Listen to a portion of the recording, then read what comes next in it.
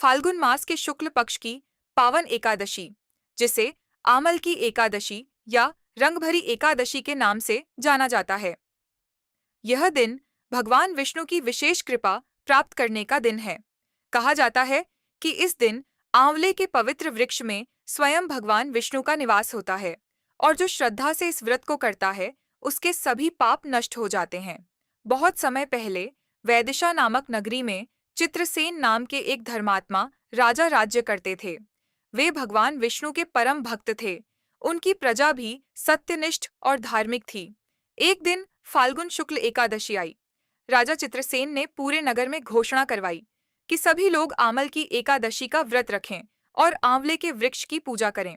नगर के बाहर एक विशाल आंवला वृक्ष था।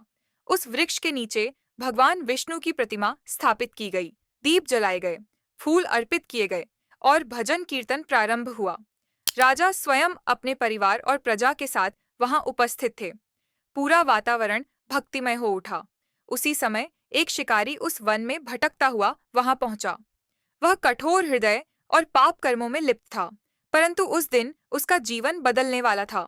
उसने देखा कि लोग उपवास रखकर भक्ति में लीन हैं। वह भी वहीं बैठ गया, भजन सुनने लगा और अनजाने में ही उसने भी उपवास कर लिया। रात्रि बीत गई। भक्ति का प्रभाव उसके हृदय में उतर चुका था। उसकी कठोरता पिघल रही थी। कुछ समय बाद जब उस शिकारी की मृत्यु हुई, यमदूत उसे लेने आए, पर तभी दिव्य प्रकाश के साथ विष्णुदूत प्रकट हुए।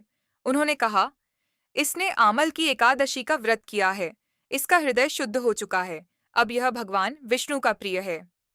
यमदूत लौट गए और वह आत्मा विष्णुदूतों के साथ दिव्य लोक की ओर प्रस्थान कर गई। अगले जन्म में वही शिकारी एक महान राजा के रूप में जन्मा। उसका नाम था वसुरथ। वह पराक्रमी, न्यायप्रिय और धर्मनिष्ठ था। उसके जीवन में भी भगवान विष्णु की कृपा बनी रही। एक बार जब शत्रुओं ने उस पर आक्रमण किया, वह अकेला पड़ गया। चारों ओर संकट था। तभी उसके शरीर से एक दिव्य शक्ति प्रकट हुई। उस दिव्य स्त्री ने शत्रुओं का संहार कर दिया और आकाश से भगवान विष्णु की कृपा वर्षा होने लगी। राजा वसुरथ समझ गए, यह सब आमल की एकादशी व्रत का ही फल है। इस प्रकार यह व्रत केवल पापों का नाश ही नहीं करता, बल्कि जीवन में रक्षा, समृद्धि और मोक्ष भी प्रदान करता है। फाल्गुन मास में इसी दिन से होली उत्सव का आरंभ भी माना जाता है। विशेष रूप से काशी में इस दिन भगवान शिव और माता पार्वती के साथ रंगोत्सव की परंपरा है।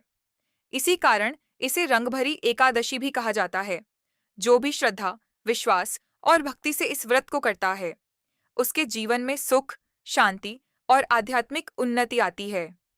आइए हम भी संकल्प लें भक्ति, करुणा और सत्य के मार्ग पर चलने का। ओम नमो भगवते वासुदेवाय।